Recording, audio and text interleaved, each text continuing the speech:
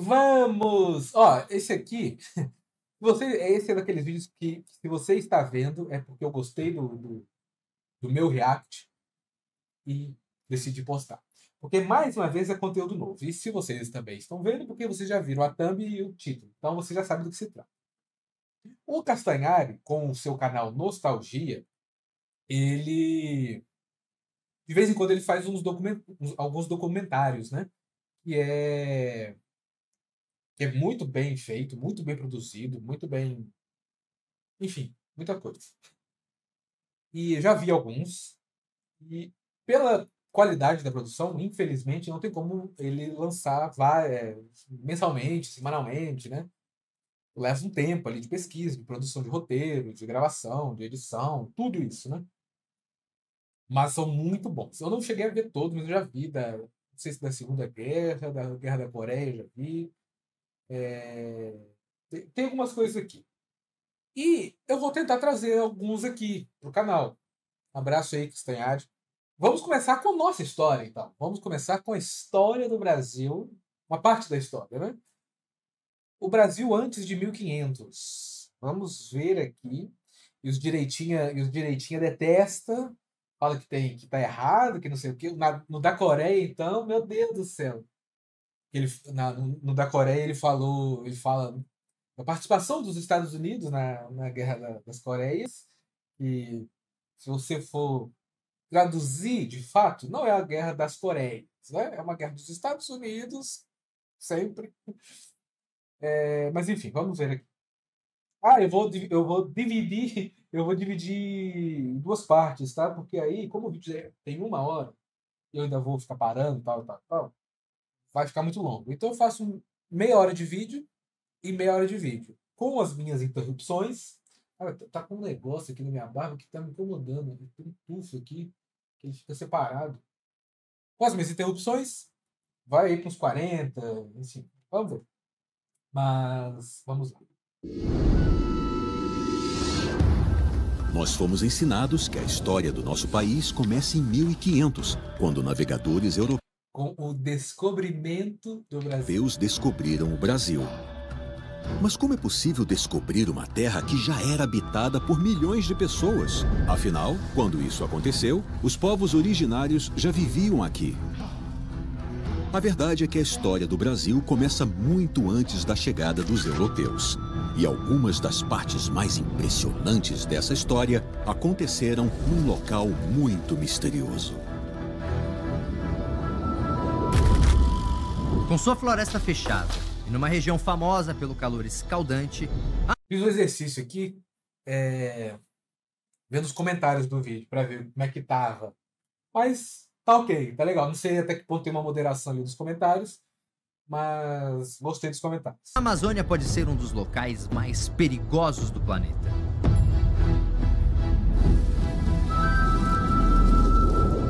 Sua beleza, famosa no mundo todo, esconde grandes predadores, plantas venenosas e até mesmo insetos mortais. Nossa senhora, meu Deus. É um local tão hostil que torna quase impossível a sobrevivência de pessoas como eu e você.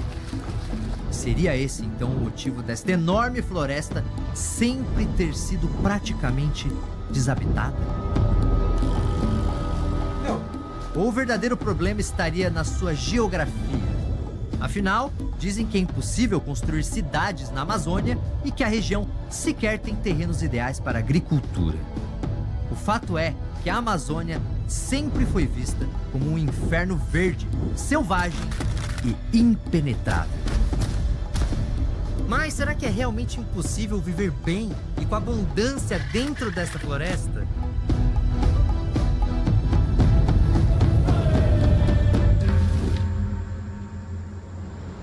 Em 1542, o frei espanhol Gaspar de Carvajal participou da primeira expedição europeia que percorreu todo o rio Amazonas. E seu relato mostra uma Amazônia completamente diferente do que imaginamos. Passamos por ilhas que pensávamos que estivessem despovoadas. Mas, depois que nos achamos no meio delas, foram tantas povoações que ficamos abismados. Quando nos viram, vieram em nossa direção pelo rio sobre 200 pirogas, cada uma com 20 a 30 indígenas, algumas com 40. Essa floresta, densamente ocupada por povos originários, continuou sendo vista conforme a expedição avançou pelo rio Amazonas. Todo este rio, nas ilhas, nas margens e terra adentro, está povoado de indígenas. São tantos que, se deixassem cair uma agulha do ar, ela certamente acertaria a cabeça de um indígena e não o solo. Da hora, mano, que da hora. E é muito bem feito, viu? Nossa, eu falei no começo, né? A produção, a animação. O Castanhari é animador também, né? Nossa, ele é animador e ilustrador, não sei se ou os dois também, não sei. Mas, caralho. Por volta do ano 1500, Portugal possuía 1,5 milhão de habitantes. A Espanha era maior e contava com quase 9 milhões de pessoas. Mas e a Amazônia? Bem, ela era o lar de nada menos que 10 milhões de pessoas. A Amazônia! A Amazônia! Não estamos falando do Brasil, estamos falando da Amazônia. E também, né, tem esses lobos. É exatamente isso que estamos aprendendo com descobertas arqueológicas recentes que estão jogando uma nova luz sobre a história da floresta. Estamos entendendo cada vez mais que a Amazônia foi o lar de diversos povos que criaram cidades enormes e muito mais avançadas do que poderíamos imaginar. O mais impressionante é que essas pessoas literalmente criaram a Amazônia que conhecemos hoje. Se um dia você já se perguntou por que não existem pirâmides ou outros monumentos na Amazônia, é porque estamos descobrindo que a própria floresta é uma pirâmide. A Amazônia é o maior monumento já construído no planeta.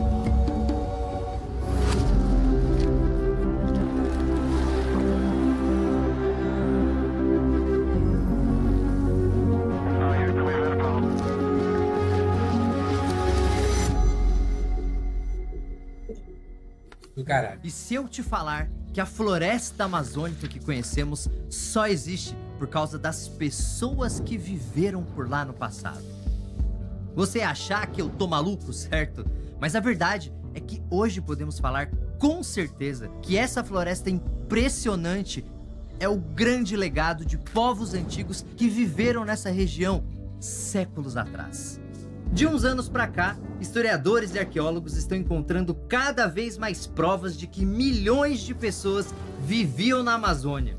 Ancestrais dos povos indígenas atuais e de muitos outros brasileiros, essas civilizações eram enormes e organizadas de forma muito mais complexa do que a gente imagina. Essa ideia... Eu vou parar menos esse vídeo, tá, pessoal? Não é porque tá recebendo uma aula, né? Mas essa ideia de selvagens, né? Povos selvagens. Não civilizados, os europeus trouxeram a civilização, sabe? Toda essa ideia que a gente aprendeu. Eu não sei como é que tá o aprendizado agora, né? Quem tá ali no ensino fundamental, no ensino médio agora, como que eles aprendem isso? O ensino médio já tem que ter aprendido, né? Mas essa própria frase, né? O descobrimento do Brasil, comemoração do descobrimento, sabe? É uma lavagem, né, na história para deixar tudo mais clean, tudo mais light, mais leve, para não falar o que realmente aconteceu, sabe? É bizarro. Estamos falando de cidades grandiosas, muitas vezes unidas por redes de estradas e com avanços tecnológicos surpreendentes. Seja criando um poderoso sistema de manejo ambiental que transformou a terra da floresta para sempre, seja escavando desenhos geométricos gigantes e misteriosos, essas pessoas viviam uma relação sustentável com a natureza. E até se você for olhar para as outras civilizações, eu não sei o termo certo, tá? Eu não sou historiador, mas outras civilizações antigas, vamos colocar assim, outras civilizações antigas aqui na América Central, na América Latina, Você vai ver esse tipo de tecnologia avançada para a época.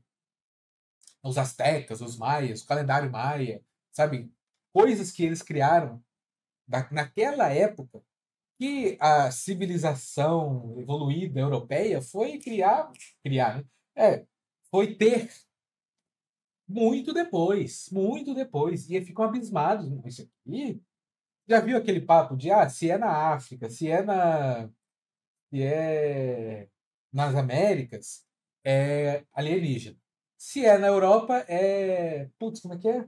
Se é na Europa, é uma maravilha da arquitetura, da capacidade humana, sabe? Se alguma construção é na Europa, é isso.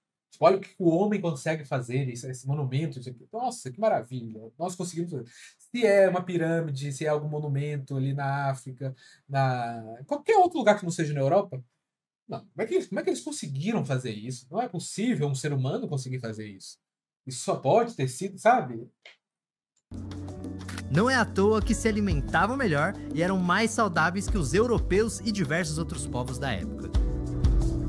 E a grande realização desses povos foi nada mais, nada menos que a maior floresta tropical do planeta. Mas por que essas cidades só estão sendo descobertas agora? Como essas pessoas viviam e se algumas dessas civilizações eram tão avançadas assim? Por que é tão difícil encontrar vestígios desses povos? Então, eu quero convidar você para conhecer o Brasil antes de 1500 junto comigo. Assista esse vídeo até o final, que eu vou explicar tudo isso com detalhes. E olha que legal, esse vídeo teve a consultoria dos arqueólogos e pesquisadores que fazem justamente essas pesquisas na Amazônia. Sim, isso significa que esse vídeo foi produzido junto com alguma das maiores autoridades do Brasil sobre esse assunto. E não é só a consultoria. Você é professor e gosta de exibir os vídeos do Nostalgia para os seus alunos?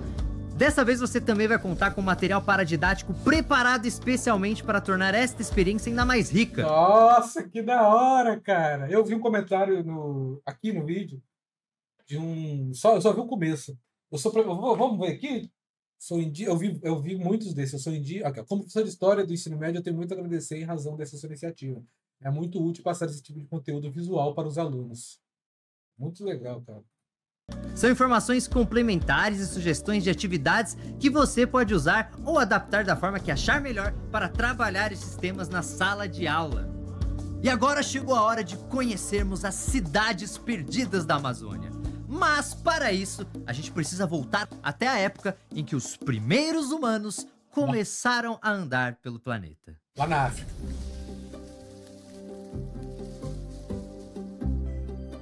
A chegada dos nossos antepassados à América é algo que está diretamente ligado ao povoamento da Amazônia. Existem mais de uma teoria explicando como os humanos colocaram os pés na América pela primeira vez. A mais aceita pelos cientistas é que isso aconteceu graças a uma ponte de terra que não existe mais. Os Homo sapiens, ou seja, os humanos modernos, surgem na África cerca de 300 mil anos atrás. Como se a Terra é jovem e só tem 6 mil anos? Segundo os terraplanistas, eu acho que nem sei se são todos os terraplanistas que acreditam nisso. Uma parte específica, não sei. Tudo. Há 200 mil anos, algumas dessas pessoas deixam o continente africano e começam a se dispersar pelo planeta.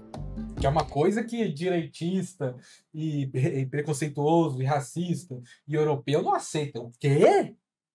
A raça humana, como a gente conhece, começou na África?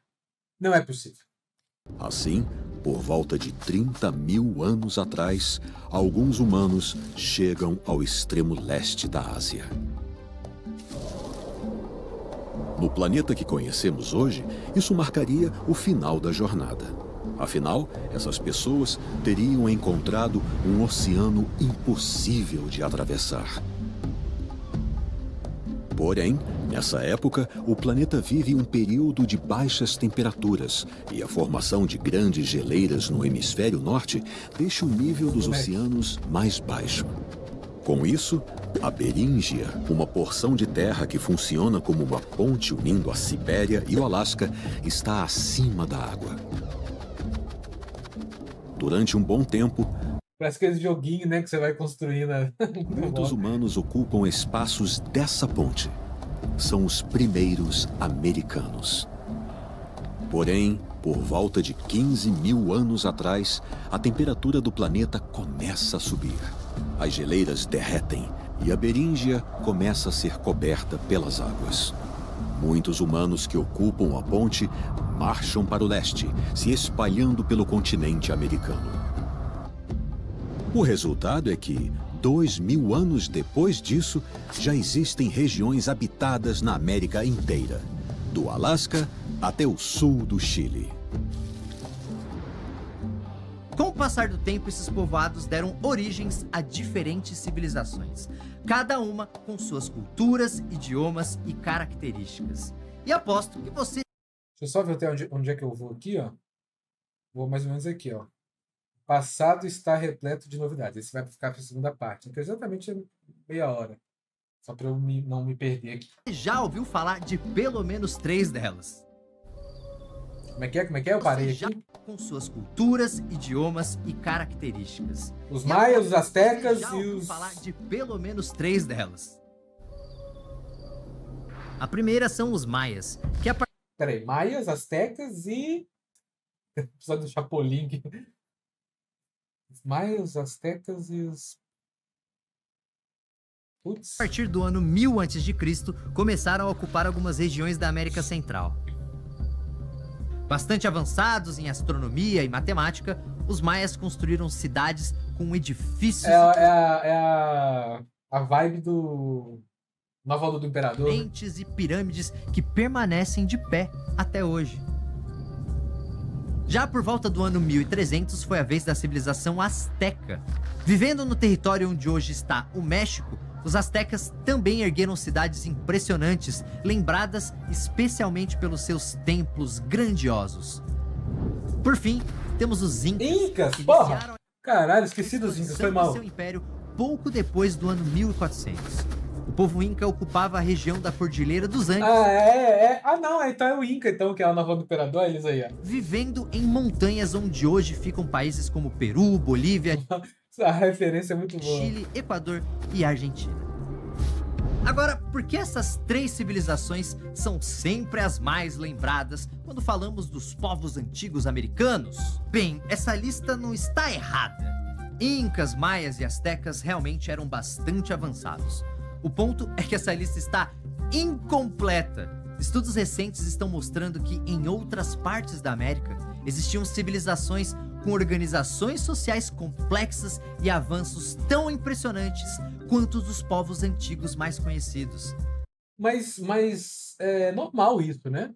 Qualquer assunto que tenha no seu ramo de pesquisa, arqueologia e essas coisas, história, arqueologia, eu não sei se é assim oficialmente, mas eu acho que é meio que sempre está incompleto. Porque sempre pode aparecer alguma coisa que mude aquilo ali, que complete aquilo ali, sabe? Que, olha, a gente pensava assim até agora, mas a gente descobriu isso aqui e muda um pouquinho, não é bem assim, é assim. Ou então, não é assim, agora é assim, ó, que a gente descobriu essa parte que a gente não estava faltando, e agora a gente completou essa parte.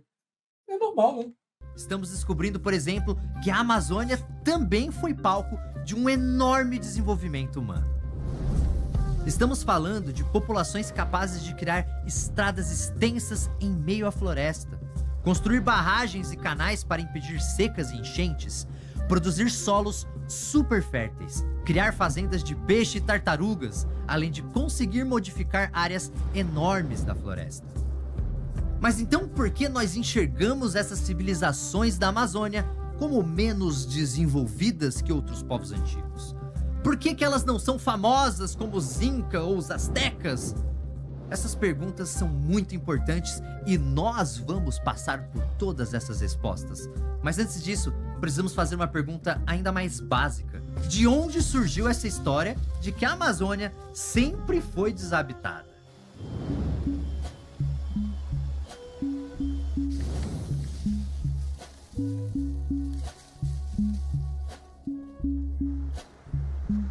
No século XVI, quando os europeus começam a pisar na América, a família espanhola Pizarro vem em peso para cá. Mas o objetivo não é conhecer nossas praias ou trazer presentes para os povos daqui.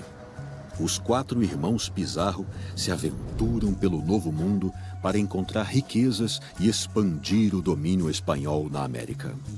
Então, participam de conflitos enormes com os indígenas. É um dos irmãos, Francisco Pizarro, que lidera a conquista espanhola sobre o Império Inca. Mas o que importa para nós é seu irmão Gonzalo. Em 1542, ele organiza uma expedição que parte de Quito, no Equador, em busca do país da canela.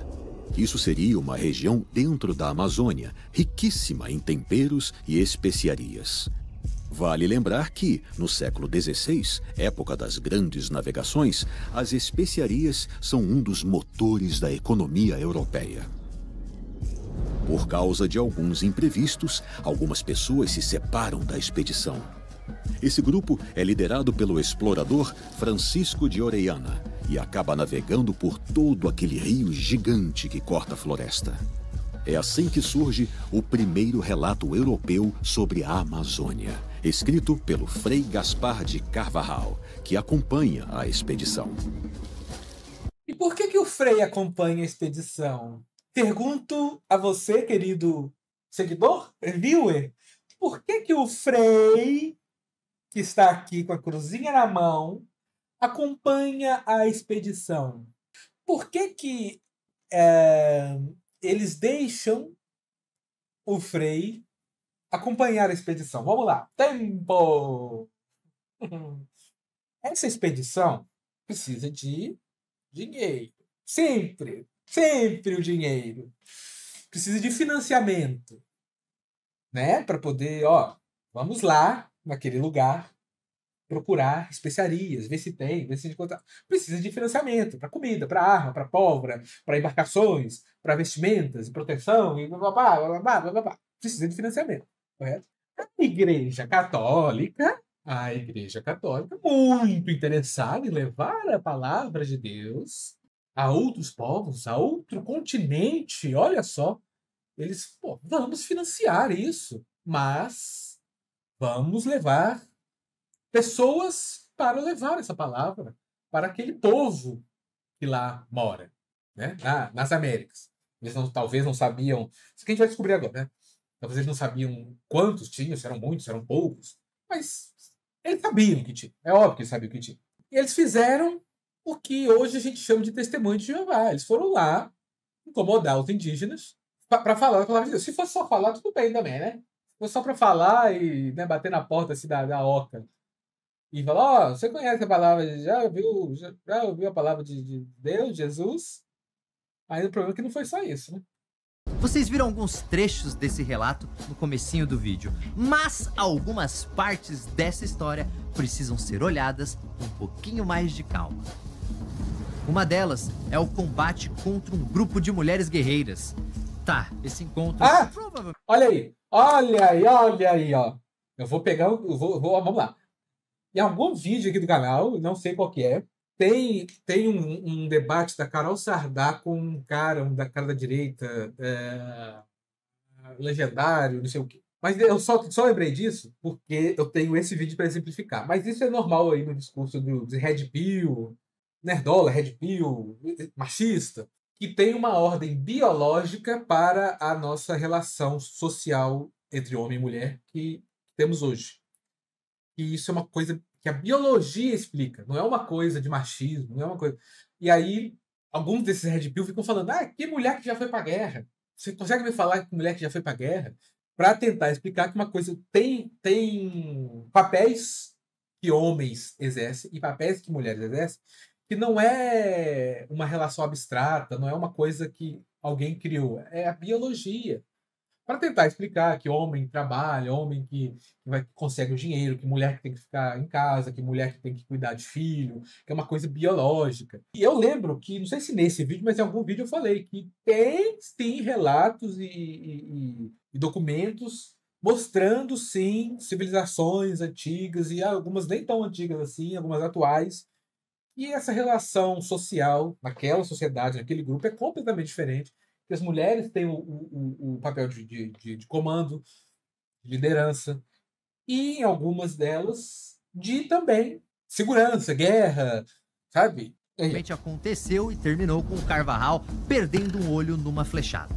O problema é que ele descreveu essas mulheres como amazonas. Mas as amazonas não eram guerreiras da mitologia grega? O que elas estão fazendo no meio da América do Sul em pleno século XVI?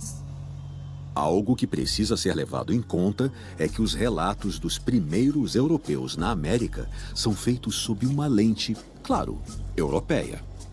Os documentos que descrevem esse novo mundo são carregados de ideias, superstições e interesses europeus. Como os europeus do século XVI adoram os mitos da Grécia Antiga, Carvajal se refere a essas guerreiras que vivem na floresta como amazonas. Isso fica tão famoso que seu relato passa a ser chamado de O Descobrimento do Rio das Amazonas. E acaba batizando o rio onde se passa a história. Sim, o rio Amazonas ganhou esse nome que usamos hoje depois que um frei espanhol jurou que saiu no tapa com guerreiras mitológicas gregas no meio da mata. Mas o que chama a atenção dos historiadores é que o relato do Carvajal mostra gente para um cacete morando nas margens do Amazonas. As aldeias eram grandes como cidades e possuíam até bairros. Uma delas se estendia por 12 quilômetros pela margem do rio. Algumas tinham até ancoradouros. Essa Amazônia super populosa está presente em todo o relato do Frei. E hoje, as evidências arqueológicas mostram que, nesse aspecto, os textos do Carvajal passavam longe de fantasia ou de superstições europeias. Ele escreveu sobre uma floresta amazônica lotada de pessoas, porque provavelmente foi isso mesmo que ele encontrou.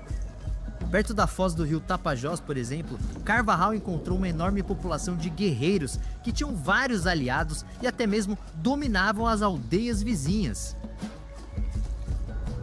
Isso nos leva a 1661, quando o padre João Bettendorf viajou para essa mesma região do rio Tapajós, encontrando uma aldeia muito populosa.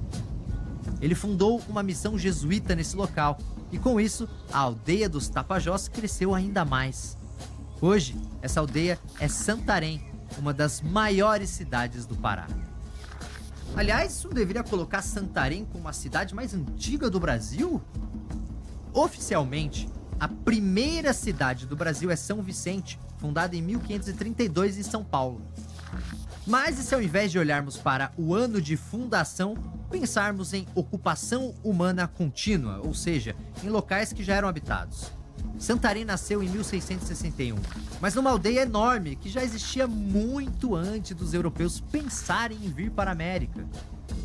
Mas vamos falar da Amazônia como um todo. Se ela tinha tanta gente, de onde que veio aquela visão de uma floresta hostil aos humanos e que só era habitada por plantas e animais? Em 1711, o governo de Portugal proíbe a entrada de estrangeiros no Brasil sem autorização. Com isso, as expedições na Amazônia praticamente acabam, com exceção de relatos de missões religiosas e documentos da administração da colônia. Isso só muda em 1808, quando a família real portuguesa vem morar no Rio de Janeiro e abre os portos do Brasil para as nações amigas, permitindo a entrada de estrangeiros. Assim, as expedições na Amazônia voltam a acontecer.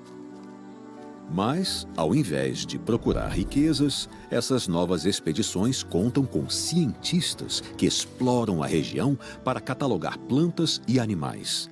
E esses cientistas encontram uma Amazônia muito diferente daquela vista no começo da colonização. é uma mata fechada e praticamente intocada por humanos, com exceção de pequenos povoados isolados na floresta. Então temos duas Amazônias, uma no começo da colonização europeia, que era lotada de indígenas, e outra a partir do século XIX, que era praticamente vazia. O que poderia ter acontecido nesse intervalo para mudar a geografia humana da Amazônia desse jeito? A resposta é o famoso tiro, porrada e bomba. Os conflitos entre povos originários e portugueses muitas vezes terminavam com aldeias inteiras sendo dizimadas. Outras vezes, o resultado eram multidões de indígenas abandonando suas casas para se esconder no interior da floresta, em locais mais afastados dos grandes rios. Outro fator muito importante estava nos micro-organismos trazidos pelos europeus. Assim como aconteceu com outros povos da América, os originários não tinham anticorpos para enfrentar doenças comuns na Europa e foram devastados por epidemias de gripe, sarampo e varíola. A redução brutal da população indígena é tão grande que é apontada como uma das causas da chamada Pequena Era do Gelo, que reduz as temperaturas em alguns locais do planeta nessa época. Esse fenômeno climático foi causado pela diminuição da população global. Ele teria começado no século XIII, com as milhões de mortes causadas pela expansão do Império Mongol na Ásia. Depois é a vez da Europa, devastada pela peste negra no século XIV.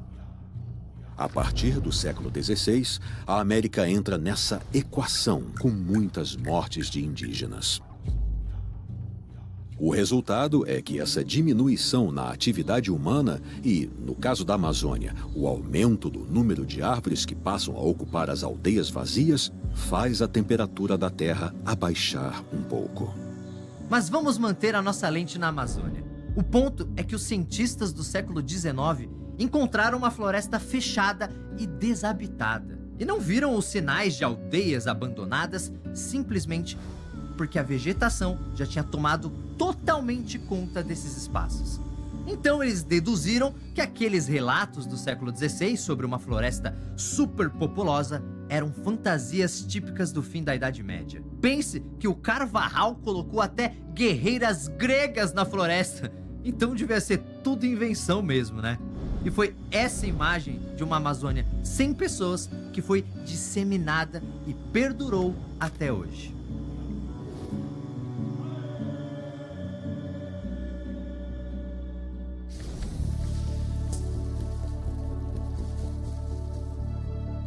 Vamos ser sinceros, dá para entender porque os naturalistas do século XVIII e XIX achavam que os relatos da Amazônia cheia de gente eram fantasiosos. Porque olha, o que existe de lendas sobre a Amazônia é quase um capítulo à parte na história da floresta.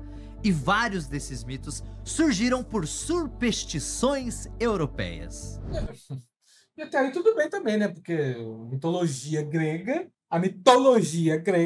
a mitologia nórdica, a mitologia europeia, a mitologia não sei o quê, é normal, né? Para você ter uma ideia, Medusa, no começo do século XVI, os europeus acreditavam nossa, alquimia? Que o ouro crescia sob a influência do sol. Então, eles ficavam crescendo o olho para as regiões mais quentes do planeta. Afinal, se lá faz calor, é porque bate sol. E se bate sol, deve ter ouro! Isso inclui, claro, a América do Sul, com diversas lendas sobre cidades cobertas de riquezas. Uma das mais famosas era El Dorado, que seria uma cidade construída com ouro maciço. Essa história seduziu muitos primeiros europeus que pisaram na América do Sul, especialmente depois que eles ouviram falar do povo muisca, que vivia nos Andes, onde hoje é a Colômbia. A lenda diz que um muisca que se tornasse líder do seu povo tinha o seu corpo coberto por ouro em pó. Depois, ele fazia uma oferenda jogando esse ouro e esmeraldas numa lagoa sagrada. Imagina contar essa história para um cara que acha que ouro cresce por causa do sol. O sujeito ia ficar maluco? Então, quando descobriram algumas minas de prata no Peru em 1545, vários exploradores começaram a se aventurar na floresta, certos de que encontrar o tal Eldorado era só questão de tempo. Quem achava isso era o espanhol Lope de Aguirre, uma figura bem controversa dessa época. Em 1561, Aguirre faz parte de uma expedição comandada por Pedro de Ursúa, que procura o Eldorado na região do Peru. Entretanto, a empreitada não sai como planejado. Após disputas internas, Aguirre assassina Ursúa e assume o controle da expedição, indo em busca do Eldorado por conta própria. Mas, no meio do caminho, ele se revolta contra a coroa espanhola, se declarando príncipe do Peru e do Chile. Isso causa conflitos com as forças coloniais que só terminam com a morte de Aguirre. Uma coisa interessante é que Aguirre se auto-intitulava a ira de Deus e o príncipe da liberdade. Mas os outros espanhóis preferiam chamá-lo de El Loco, por Loco Bielsa, que parecem óbvios. Essas lendas sobre a Amazônia não foram exclusividade desses primeiros europeus que pisaram aqui, porque o tempo foi passando e novos mitos foram surgindo. Mas se no século XVI essas histórias giravam em torno de riquezas, na virada do século XIX para o XX, elas ganharam uma roupagem mais científica. Como tudo. Sempre que vão descobrindo coisas, vão buscando outras respostas para justificar as práticas, as tradições, as certezas que as pessoas têm. Sociedades científicas se espalhavam pela Europa, bancando expedições ao redor do mundo. E depois que um arqueólogo dos Estados Unidos localizou as ruínas da cidade inca de Machu Picchu em 1911, rolaram várias expedições em busca de cidades perdidas na América do Sul. Uma dessas histórias gira em torno de um dos maiores mistérios do começo do século XX, quando um explorador inglês sumiu no meio da floresta amazônica. Nossa, eu lembro dessa história. E não um explorador já ouvi isso em algum lugar. Mas sim aquele que é considerado o Indiana Jones do mundo real e que desapareceu sem deixar vestígios. Essa história começa no século XIX, com a descoberta do manuscrito 512. Esse documento narra a suposta descoberta de uma cidade perdida no interior da Bahia por alguns bandeirantes, que teria acontecido décadas antes, em 1753. Já no século XX, o manuscrito chama a atenção do aventureiro inglês Percy Fawcett. O coronel Fawcett é um explorador experiente e conhece bem a América do Sul. Sua primeira viagem à Amazônia acontece em 1906, quando ele passa 18 meses na floresta mapeando a fronteira entre Brasil e Bolívia. De acordo com as pesquisas do coronel, essa cidade perdida realmente estaria no interior do Brasil, mas na região do Mato Grosso, na bacia do rio Xingu, que na época ainda era muito pouco conhecida por não indígenas. Assim, em 1920, ele parte em busca da cidade perdida de Z, que é como ele chama o local. Mas a aventura não tem sucesso. Em 1925, ele comanda uma nova expedição. O problema é que o coronel Fawcett não quer que ninguém roube sua descoberta, então a rota que ele planeja seguir pela floresta é mantida em segredo. Em 29 de maio, o coronel manda uma carta para sua esposa, avisando que está acampado na floresta e prestes a entrar em território inexplorado. Esta é a última notícia que o mundo tem do famoso coronel Fawcett, que desaparece completamente na floresta amazônica. Várias expedições tentam encontrá-lo, mas seu destino permanece um mistério até hoje. E uma coisa interessante é que o coronel Fawcett não acreditava que a cidade de Z tinha sido construída pelos povos da região, mas por estrangeiros, como antigos gregos ou fenícios, que teriam navegado até a Amazônia. Na verdade, isso diz muito sobre a visão dos europeus dessa época. Para eles, era impensável que os indígenas, que eles viam como selvagens e primitivos, pudessem construir qualquer coisa, ainda mais uma cidade. É tipo as pirâmides do Egito. Muita gente tem certeza que elas foram construídas por ETs porque se recusam a acreditar que um povo fora da Europa fosse capaz de construir monumentos tão grandiosos. Aliás, os aliens são figuras centrais numa lenda moderna sobre a Amazônia. Eu estou falando de Ratanabá, uma teoria da conspiração sobre uma cidade rica e super avançada que teria sido fundada por extraterrestres 450 milhões de anos atrás. Sim, é isso mesmo, Ratanabá seria mais antiga que os próprios dinossauros.